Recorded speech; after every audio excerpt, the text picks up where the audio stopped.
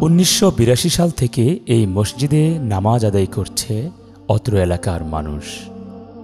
প্রায় অর্ধশত বছর পার হলেও মসজিদের গায়ে লাগেনি উন্নয়নের ছোঁয়া। টিনের চালে মরিচা ধরে অচল হয়ে যাচ্ছে। পবিত্রতা অর্জনের জন্য যে অজুর প্রয়োজন হয় সে জায়গাটিরও বেহাল দশা। চালের টিনগুলোকে কোনোরকম বাঁশ, কাঠ ও রশি দিয়ে আটকে রাখা হয়েছে। টিনের চালের ফুটো দিয়ে বৃষ্টির পানি প্রবেশ করে নামাজের স্থান ভিজে যায়।